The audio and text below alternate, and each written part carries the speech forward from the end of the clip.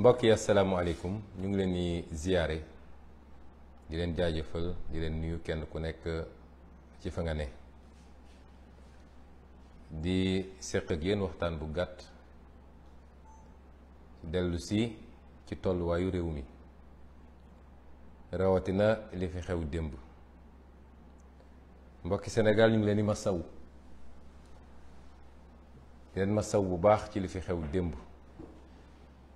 ndax lu tiis la ci réewum Sénégal réew mu mel ni Sénégal lu tiis la ci xoolu kenn ko nekk ci yéen sénégalais yi ak foo munti bokk ci diine walla ci waaso walla ci dëkkuwaay. li xew démb gàcce la ci Sénégal àdduna bi yëpp di ñu seetaan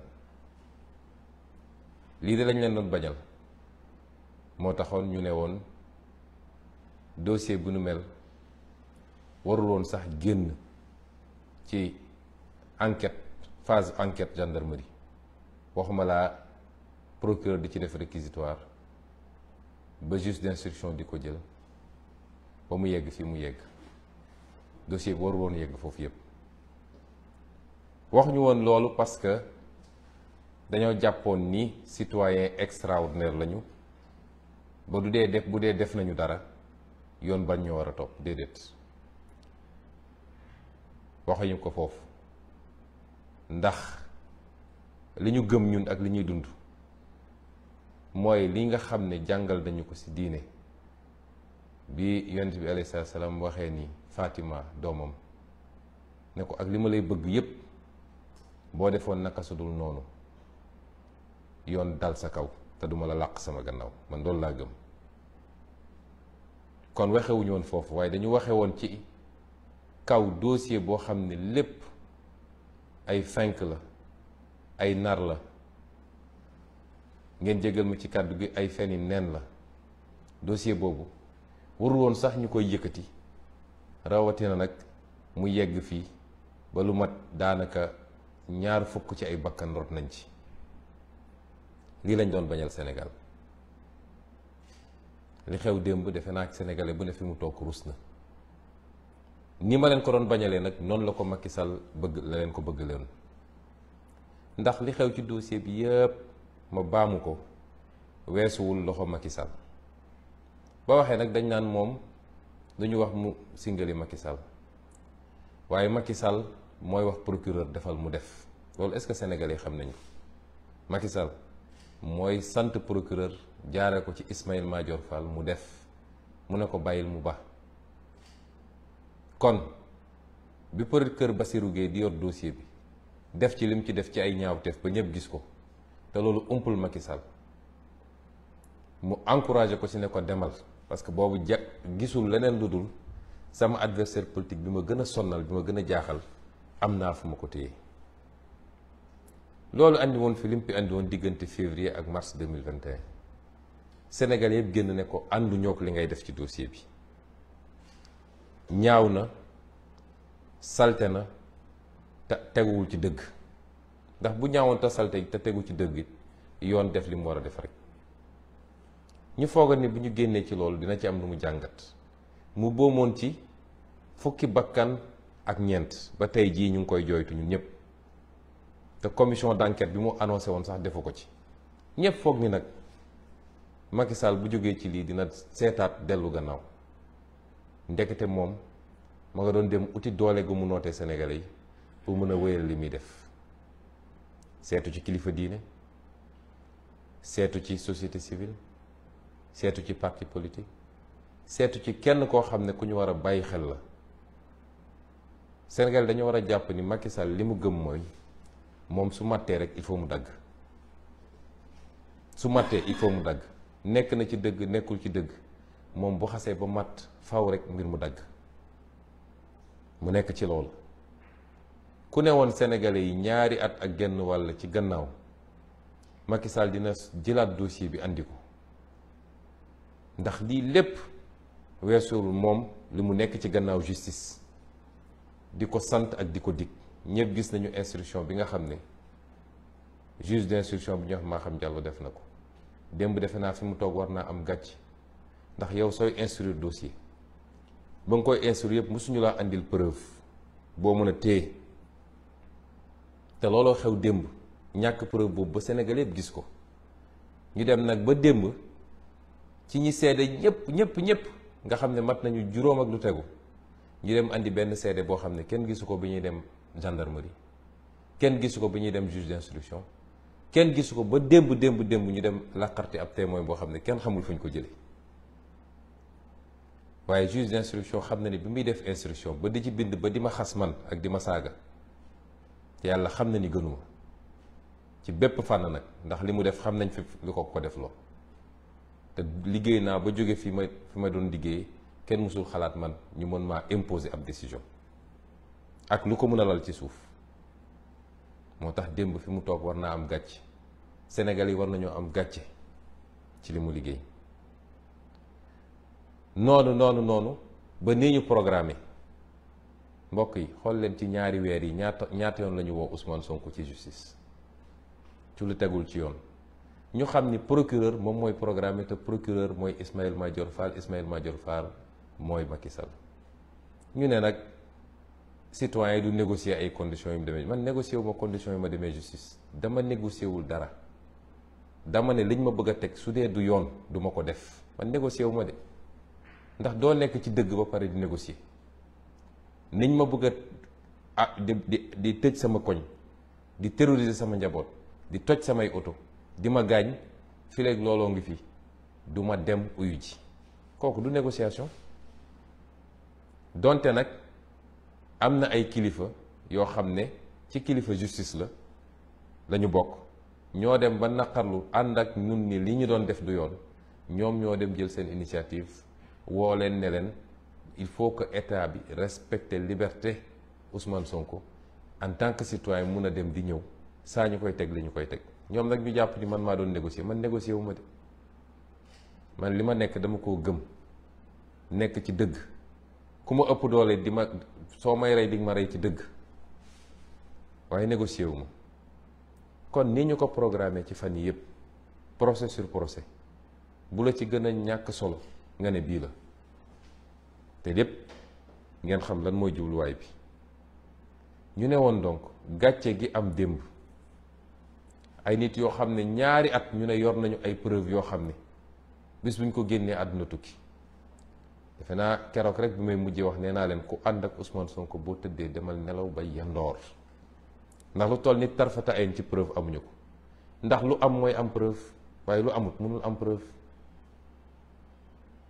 mbokki Sénégal, ndax yaakaar ngeen ni man Ousmane Sonko rafle naa ci jigéen ba naan maa ngi dem di siif jigéen? loolu mun na dugg ci xelu kenn ci waa Sénégal. di ko def nag di ko defaat ci bërëb boo xam ne mën nañ ma faa jàpp, loolu xel mën na koo nangu. xanaa su ma demoon bay siif sax duma dem seet lu niroog dàngin gu AVC ma naan moom laay siif? wax dëgg yàlla ñàkkuma choix. man yàlla xam na ni su doon loolu rek laa soxla, jigéen rek laa soxla, bëri na foo xam ne bu ma fa xoolee tàllal loxo ne soxna laa bëgg ñu may ma tout de suite. kon ban rafle laa war a am ba di lambari naan maa ngi siif ay xale yu jigéen?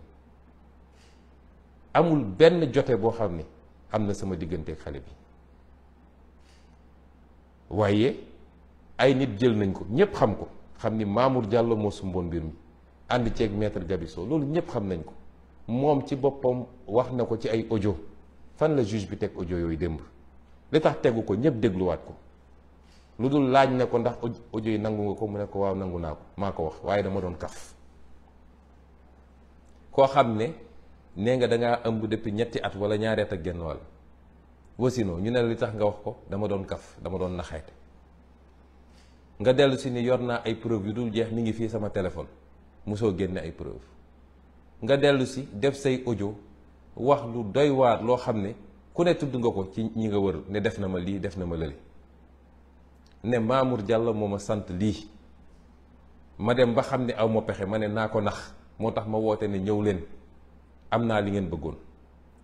loolu suñ ko tegoon ci tribunal ab juge warul sax naan damay toogaat di déglu 30 secondes waaye li gën a yéeme mooy ñii nga xam ne ñooy comploteurs yi ñoom la waroon topp tey ñu daan leen daan yu méttee métti ndax seen caaxaan bi lor na doomu aadama yu bëri du bakkani ci rot rek waaye ñaata ay alalu jàmbur yàqu na ci ñaata yoon la ñu jël réew mi naj ko ba kenn noo yeetu ak image bi ñu yóbbu ci Sénégal ci international man mii nga xam ne maay principal victime bi bu ma amuloon sama fulla ak ndëgër lay te yow askan wi nga jàppale ma ci te yàgg naa la wax ni du ma la mus a rusloo ndax wallaahi liñ ma jiñ defuma ko du ma la mus a rusloo su du woon loolu tey maa ngi woon rëbës bu yàgg foog ngeen nag dinañ jaar foofu yépp ba egsi fii Macky Sall toog ne fa ma bàyyi woon liggéey bi fa laa koy jëlewaat dinaa ko yeggali déedéet loolu mënul ne ndax bakkan yi ci rot war ñu ñëw gën a gore ñun ñoom la wax ñu ne force restera à la loi mooy ñoom li ñu bëgg a def loo justice dañ koy def ba mu mat sëkk faalewuñ ci Masamba faalewuñ ci Mademba faalewuñ ci preuve faalewuñ ci ku am dëgg ñun nag ñoo war a am suñu fulla ba nit wan leen ni force restera au peuple mooy askan wi kenn du ko noot ci lu dul dëgg li xew démb gàcce la ci Sénégal rus naa ci am naa ci lu ma naqari la tax nag suñu xel warul dal ci justice ni muy doxee ba tey xam ngeen ni li xew démb yoon dafa ne munoo àtte nit en matière criminelle lu dul am na ku koy layal avocat kenn mënul def procès te avocat amul démb ndey soxna su dul ndey Xadi Njaay su dul dara sax di jigéen goo xam ne mu ngi toll diggante ñu naan juróom-ñaari weer wala juróom-ñetti weer nga téye ko ci suba ba xaaju guddi nanguloo ko sax mu am avocat bu toog ci wetam ñu ne la bu amul avocat da nga war a arrêté ba ñu ko may ko mu dem uti ay avocat nga doog a def procès bi li xew démb musul am ci histoire justice ci àdduna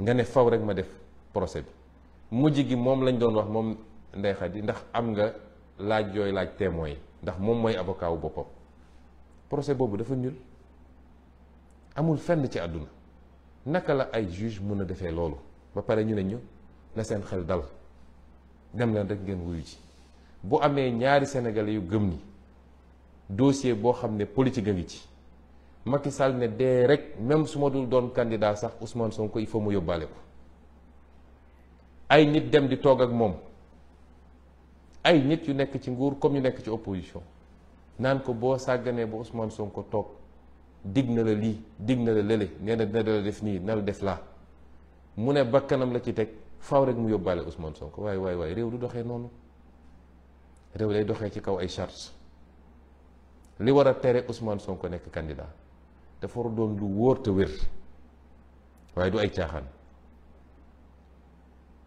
bi ñu commencé ba léegi ci tappale la ñu nekk nee nañu Ousmane Sonko jot na convocation waat naa ci yàlla billaahi wallahi bu dee jot naa convocation yàlla na ma yàlla alak ilaa yawmi diin te ñoom ñi wax ni jot naa convocation ku ci waat lii lakk commissaire bi bind ne ñëw na sama kër fii si Ziguinchor fekk ma taxaw ci buntu kër gi mu jox ma convocation wallaahi waxul dëgg dafay fen moom xam na ko ñoom ñi ko def xam nañ ko te li gën a yéeme nee nañu jox nañ ma convocation fii ci Ziguinchor le 11 commissaire Adramé attesté ko ne commissaire Massali bi nekk Ziguinchor moo ma fekk sama buntu kër même commissaire Adramé moo defaat beneen rapport le 16 ne Ousmane Sonko jotuñu koo gis joxuñu ko convocation te moom nee na le 11 jox nañ ma convocation document yëpp mi ngi fi nañ ko génn ngeen gis pour woon leen tappale gi nekk ci justice fi mu toll nii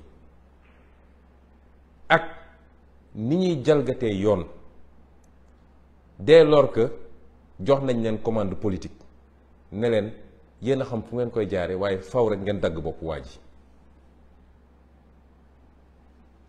président Abdoulaye Wade dañ ma envoyé tey benn vidéo muy def benn interview benn tubaab ne ko oui mais un procès est risqué mu ne oui en Afrique un procès est toujours risqué mais j'ai toujours dit qu'un procès politique ne se gagne pas au tribunal, ça se gagne avec l'opinion su ngeen gisee sama taxawaay début ba léegi loolu laa leen bëggoon wax.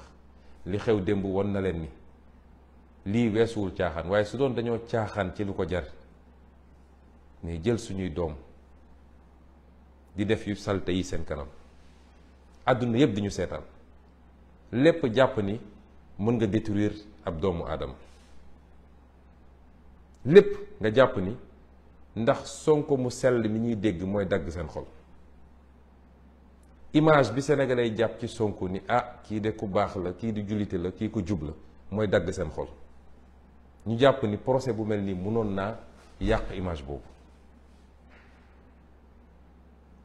lépp ñu teg ko ci fen ak fenk.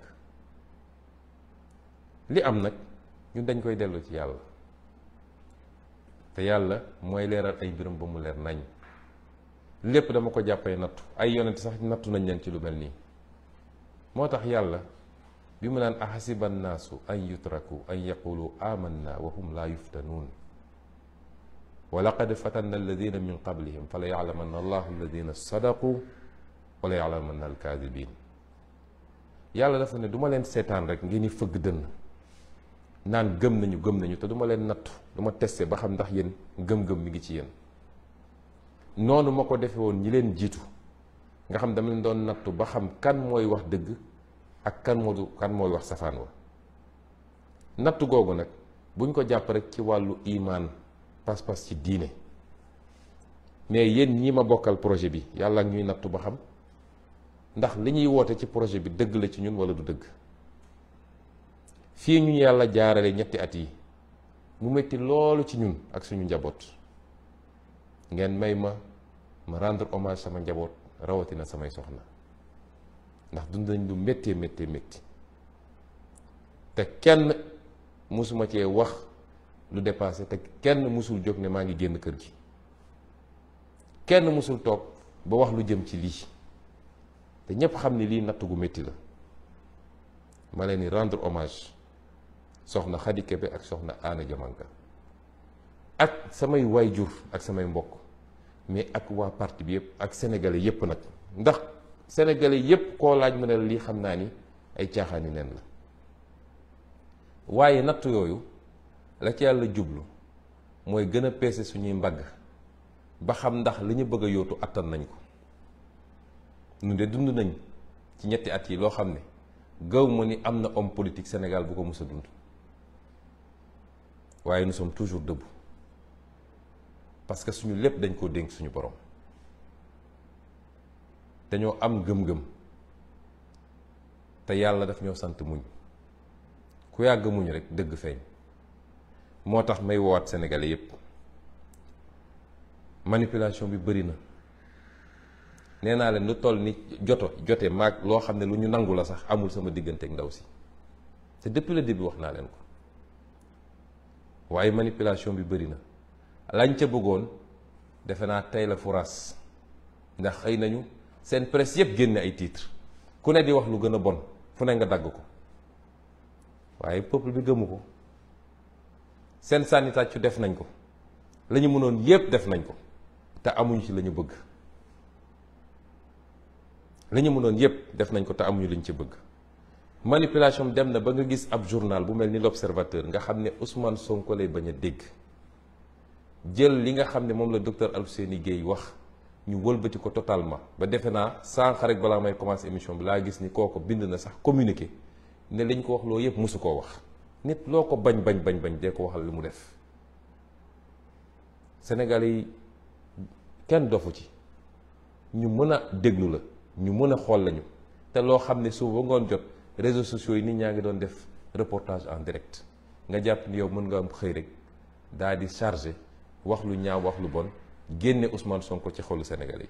tey la Ousmane Sonko gën a nekk ci xolu Sénégalais yi. li tax saa su ma génnee ñu gaawantu sànni lacrymogène, xam nañ ni fu ma génn Sénégalais yëpp génn ànd ak man. kon mu des nag fa ñu jëm, bu ku xool li xew démb xam ni dossier bi dara amu ci, amul benn li ñuy wax élément constitutif d'un viol, début de preuve sax amul. ñépp gis nañ ko. defe naa li gars yi naan fen di bi jaaw tey jii Sénégal yépp xam nañ ni ay caaxaan la teewut pexe bu ne ñu ngi koy ut pour jaaree ko ci justice pour foqati ab condamnation fi mu ne ni porox ndool la ñuy ut façon pression bu nekk dinañ ko def ci juge yi te ñun Sénégal la ñu dëkk fii relation yépp xam nañ ko kan moo bokk ci ban club xam nañ ko kan la ñu jëlee fan andi ko fan xam nañ ko kan la ñu tànn ci ban anam xam nañ ko moo tax nag ma dellu si ma waxoon léegi dossier politiquement lañ koy régler moo tax ma woo Sénégal yëpp ñu jóg takku tey la suñu marche vers le palais commencé tey la suñu phase terminale u marche vers le palais commencé incha allah rabbi nañu gën a dëgër gën a takk suñu ndigg ak sénégalais bu mu doon même boo nekkul membre Pastef waaye rek nga bëgg réew mi te bañ injustice yii ñuy def ni waroo ko nangu ndax tam dinañu seetaan loo xam ne tôt ou tard bu ñu amee lu ñu bëgg ba ci opposition bi nag ñi ma ko bokkal mu leer ni Macky Sall bu amee li mu bëgg ci Ousmane Sonko dina jafe trop mu am leneen lu ko të ndax loolu la yàlla dogal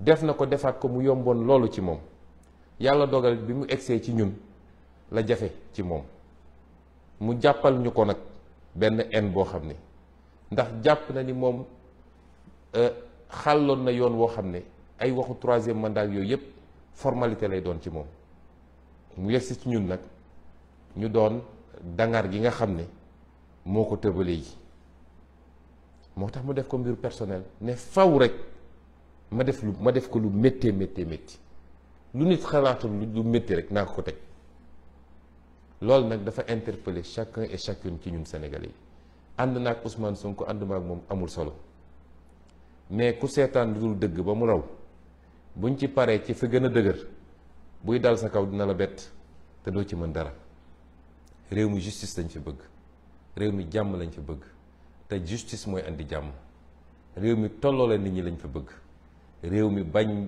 bàyyi di jël li nga xam ne dénk nañ la ko ci doole nguur di ko dalee ci kaw nit ñi loolu dañoo bëgg mu jóge fi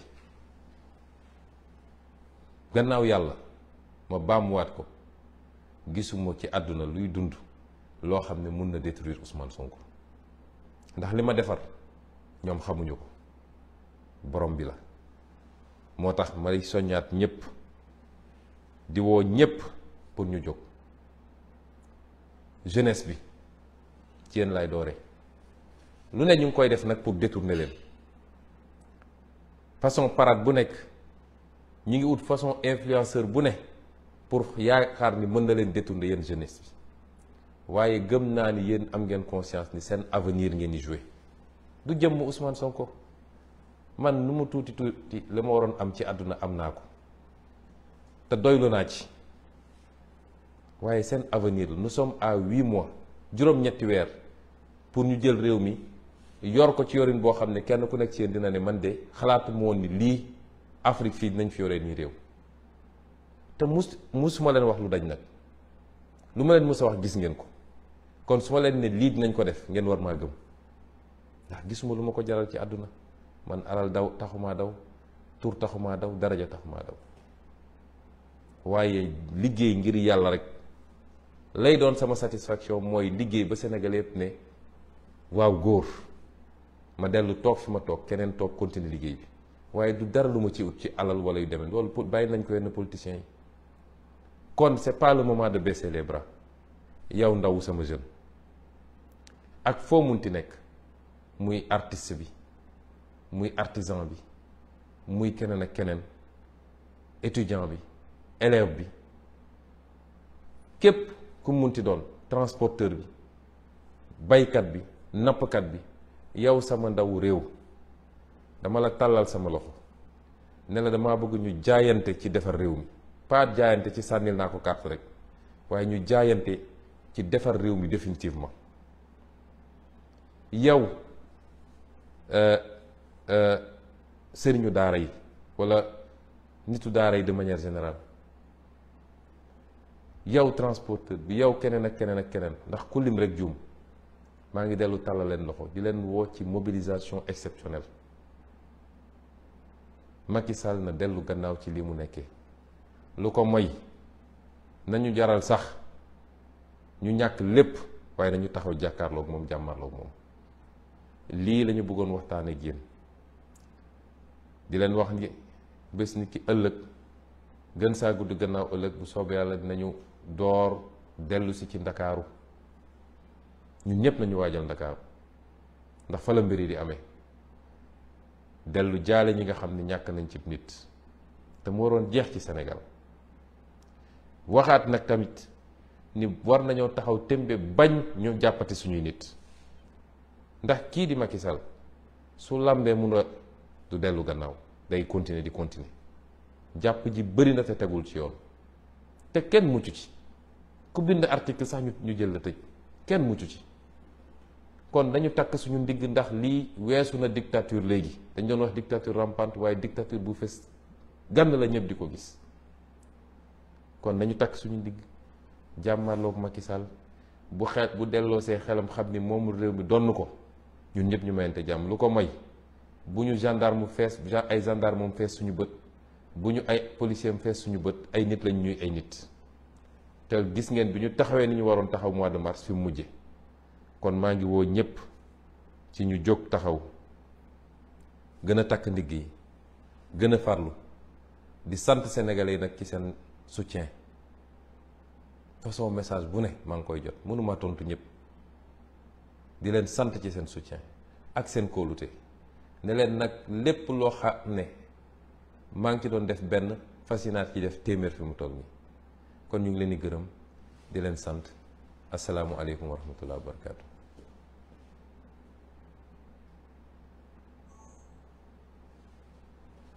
Français.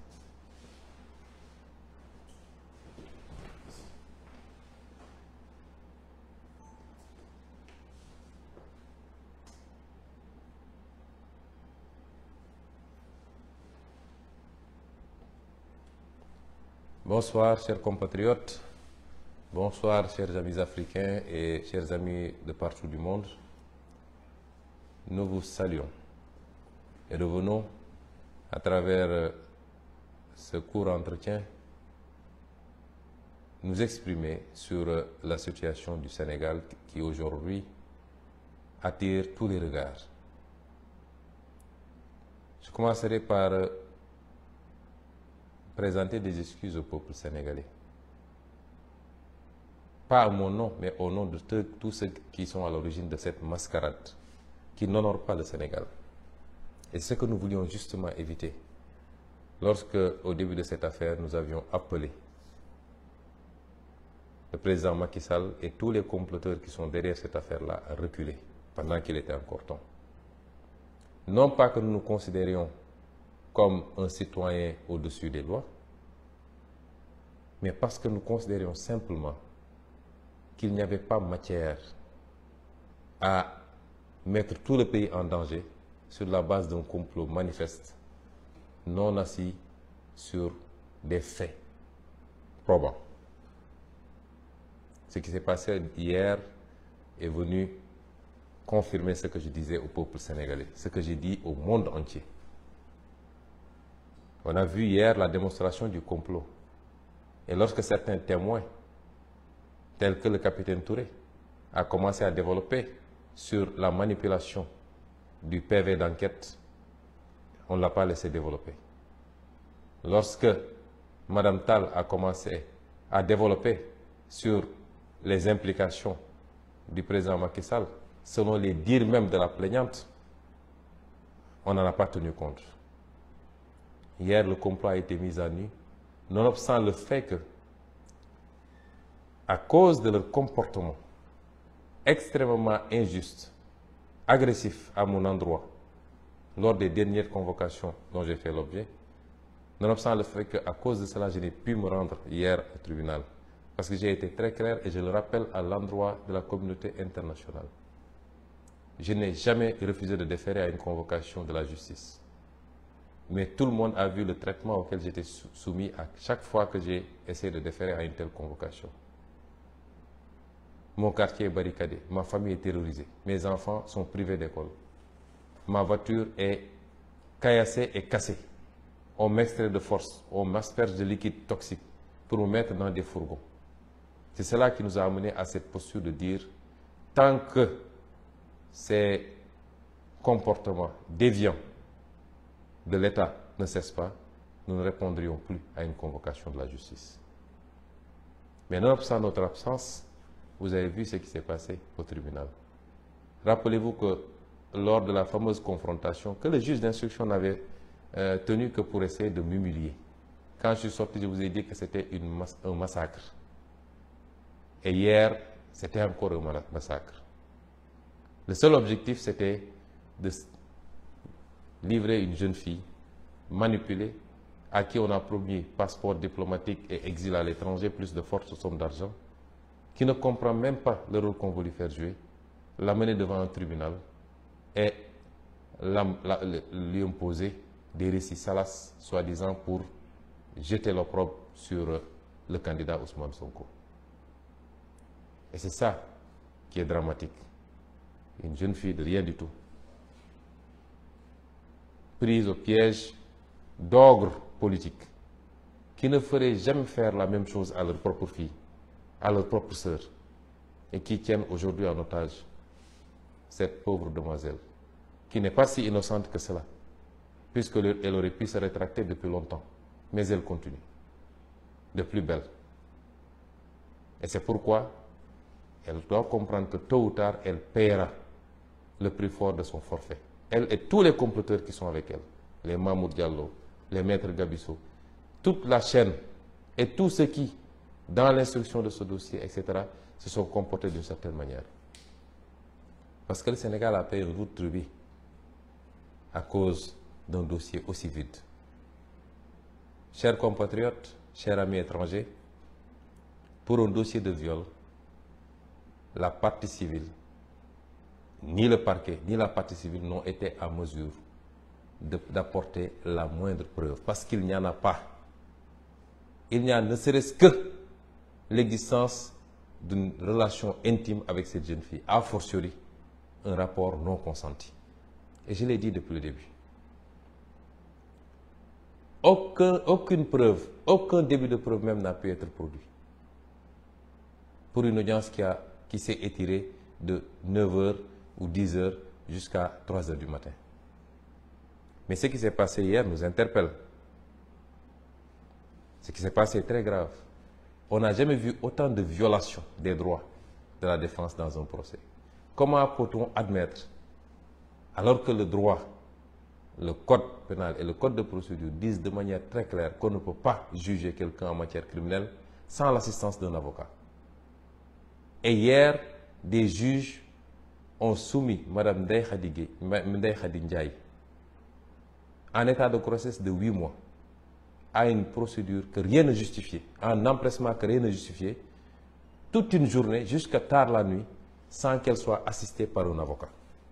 Comment vouliez-vous qu'on fasse confiance à une justice qui fonctionne comme ça? Il n'y a pas de violation plus flagrante. Elle n'a pas eu droit à un avocat. Et le tribunal lui demandait de poser des questions aux témoins parce qu'elle était son propre avocat. À l'endroit de la communauté internationale, c'est ça la justice sénégalaise aujourd'hui sous Macky Sall. Et on nous dit de faire confiance à cette institution-là pour juger en son âme et conscience. Les violations, on ne peut même pas les énumérer. Elles sont énormes. On a voulu faire croire aux Sénégalais que j'aurais reçu une citation. C'est parfaitement faux. Jamais je n'ai reçu une citation. Le commissaire Mansali de Ziguinchor a délibérément menti, si c'est lui qui est l'auteur du PV, en disant qu'il m'a trouvé devant chez moi, en décrivant les murs de la maison, mais tout le Ziguinchor connaît ma maison, et qu'il m'aurait remis une citation que j'ai refusé de prendre et que je n'ai pas signée. Je jure qu'il a menti. Et, comble de contradiction, on antidate ce document, parce que lui, il a été saisi le 11, au soir.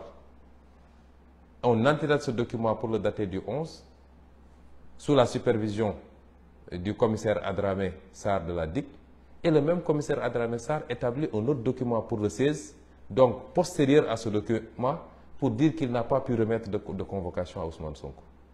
un crime n'étant jamais parfait, nous sommes en présence d'un mensonge. Comment aujourd'hui la police de ce pays, et c'est la deuxième fois qu'on m'a fait ça, parce qu'on m'avait fait ça avec le dossier ce faux dossier de diffamation, en se présentant chez moi et en disant qu'un de mes gardes du corps a déchargé alors qu'il n'en était absolument rien.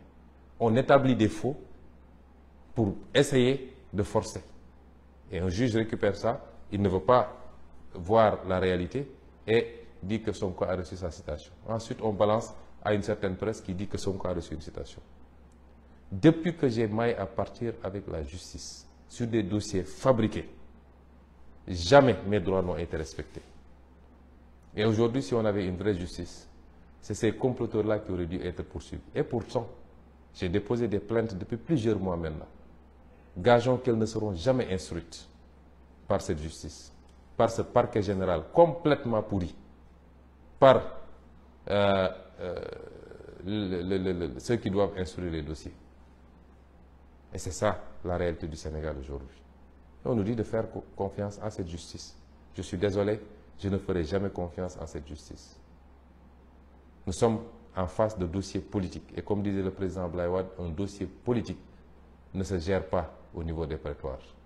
Et ce qui s'est passé hier le prouve. Depuis quand le tribunal se transforme en une salle de projection pornographique simplement pour essayer d'atteindre un opposant sur des faits qui n'existent pas, qui ne sont pas établis.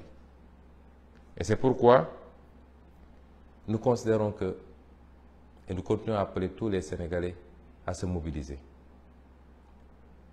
Comment est-ce qu'un tribunal peut faire face à une partie civile qui vous étale des mensonges et des contradictions? Les vidéos sont là qui font lésion, où cette partie civile disait détenir des preuves irréfutables sur son téléphone portable. Ni à l'instruction, ni à l'enquête de gendarmerie, encore moins à l'audience, elle n'a pu produire cela. Comment cette partie civile peut dire qu'elle ne connaît pas Mamour Diallo alors qu'il y a une vidéo qui circule où elle dit « c'est moi qui ai enregistré Mamour Diallo parce que je voulais avoir des preuves pour la suite ». Comment cette partie civile peut avoir déclaré avoir été enceinte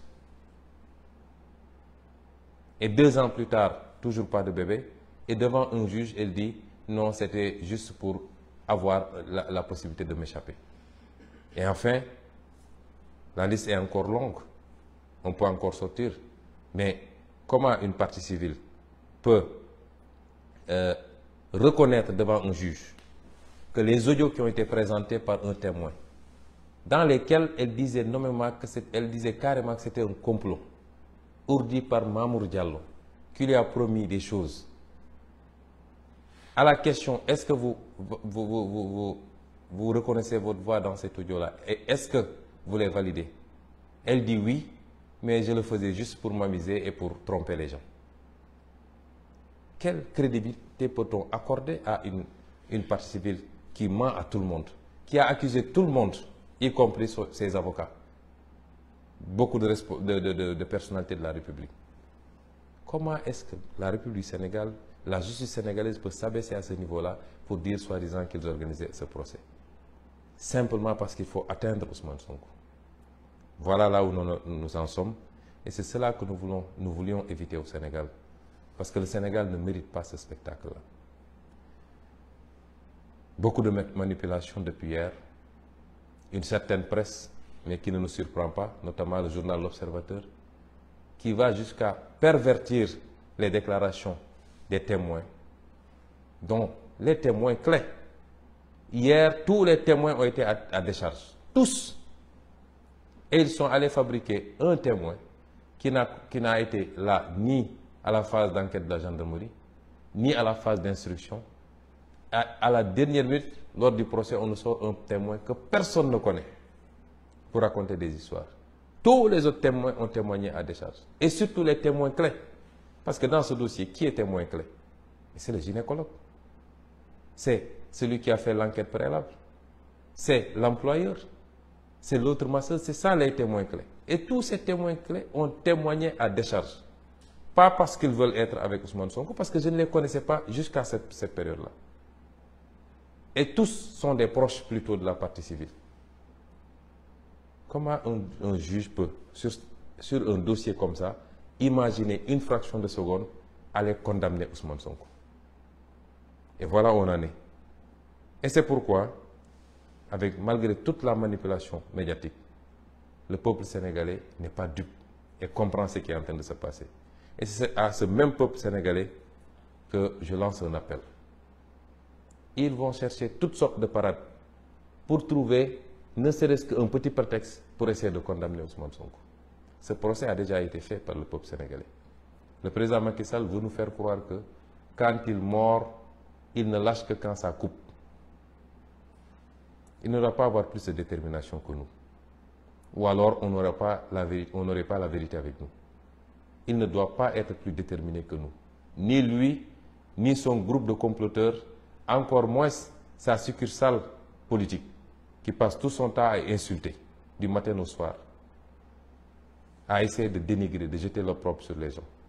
Je l'avais dit, je maintiens mon gatsa, œil pour œil, dent pour dent, parce qu'ils ne sont pas plus nombreux que nous dans ce pays. Ils ne sont pas plus déterminés. Nous n'avons pas à fléchir devant Macky Sall, parce qu'il n'est pas dans le vrai. Et on lui a donné toutes les opportunités possibles pour comprendre que la voie qu'il s'est choisie est sans issue.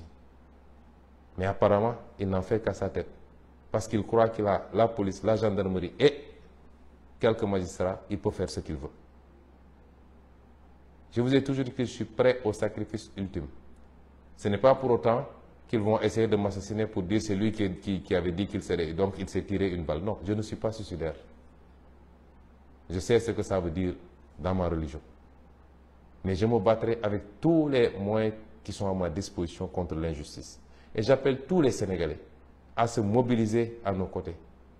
Parce que si Macky Sall arrive à ses fins avec Ousmane Sonko, mais rien ne le retiendra plus dans ce pays. Et vous le savez, ce sera la dictature totale. Il avait réussi à se baliser tout un boulevard et c'est au dernier moment qu'il a vu sortir de nulle part un Ousmane Sonko et ça lui a posé un problème. Et donc, j'en appelle à tous les Sénégalais, la jeunesse particulièrement, parce que c'est votre victoire qu'on va vous voler. C'est la possibilité que vous avez, plus que toute autre génération antérieure, de prendre votre destin en main, de prendre votre pays en main et de prendre votre continent en main. C'est ça qu'on veut vous voler. Et c'est le même système qui veut aujourd'hui vous voler ça. Et se perpétuer dans la corruption, dans le détournement des deniers publics, dans les choix non prioritaires, dans la compromission des intérêts nationaux. Est-ce que vous allez l'accepter? On essaie de vous amadouer, on essaie de prendre soi-disant des influenceurs de partout, etc., pour détourner la jeunesse que vous êtes. Et j'ai conscience que vous êtes aujourd'hui une jeunesse complètement au fait des réalités. Vous avez conscience des enjeux. Et c'est pourquoi j'ai confiance en vous. La jeunesse d'abord, mais toutes les femmes du Sénégal. Parce que quand le pays va mal, les premiers à être fatigués, c'est les femmes. Parce que c'est elles qui gèrent les foyers. Elles ne peuvent pas tourner le dos à la famille. Vous êtes concernés par cette bataille. Les personnes âgées, mais tous les secteurs professionnels et socio-professionnels. Agriculteurs, transporteurs, artisans, marchands ambulants, étudiants, élèves, et j'en passe, enseignants. Vous êtes tous interpellés aujourd'hui. Ce combat est le vôtre avant d'être même celui de Sonko. Je n'en suis qu'un élément. Et notre rôle, c'était de gagner le pari de la conscientisation. Et je pense que vous êtes tous conscients maintenant des enjeux. Nous sommes à 8 mois de la fin de cette première partie de notre parcours. Parce qu'à partir de 2024, s'il plaît à Dieu, nous ouvrons une autre page qui nécessitera l'engagement, la détermination, le patriotisme de chacun et chacune d'entre vous. Ne laissons pas passer cette occasion, parce que nous le regretterions tous. Ne laissons pas passer cette occasion, quelquefois par, excusez-moi d'un certain nombre de termes que je vais utiliser, quelquefois ça peut être par ignorance pour certains. Pour d'autres, c'est parce qu'on a peur de grenades lacrymogènes ou qu'on nous prenne, etc. Mais nous sommes un grand peuple. Macky Sall ne peut pas tous nous emprisonner, encore moins nous tuer. Il n'ose même pas le faire. Donc, ce que vous devez savoir, à chaque fois qu'il y a une victime, la pression s'accroît sur Macky Sall. Au niveau intérieur d'abord, mais au niveau international. À chaque fois qu'il fait des prisonniers politiques, la pression s'accroît sur lui. Continuons à lui mettre cette pression-là, parce qu'il n'a même pas de place pour nous emprisonner tous. Et encore moins oser nous tirer dessus tous tant que nous sommes pour faire un massacre à grande échelle. Et c'est pourquoi je réitère mon appel à chacun et à chacune d'entre vous. Je rendrai hommage à des femmes. On a utilisé une femme pour mettre ce pays dans la situation où il est. Mais des femmes ont montré énormément de dignité. Et je vais vous citer Mme Ndeye Khady Ndiaye. Je la donne en exemple à tout le peuple sénégalais. Et nous devons tous la soutenir. Tout Sénégalais qui peut la soutenir n'a qu'à la soutenir. Elle est l'exemple de la dignité humaine. Elle a failli perdre un bébé à cause de cette affaire. Et maintenant, on lui fait prendre des risques sur encore un bébé à cause de cette affaire-là. Et malgré tout, elle reste stoïque. Elle aurait pu encaisser énormément d'argent qu'on lui a proposé. On aurait pu céder aux menaces. Elle a fait l'objet d'attaques physiques. Son mari a été attaqué par des nervis. Mais elle est restée digne. Je veux lui rendre un vibrant hommage. Elle a donné un exemple à tous les Sénégalais, hommes, femmes, tout le monde. Elle ne doit pas être plus digne que nous. Et c'est pourquoi nous devons gagner ce combat-là. Voilà le message que je voulais vous délivrer en vous donnant rendez-vous à Dakar, s'il plaît à Dieu, parce que à partir de demain ou au plus tard après-demain, je ferai route vers Dakar et j'appelle tous les Sénégalais conscients des enjeux,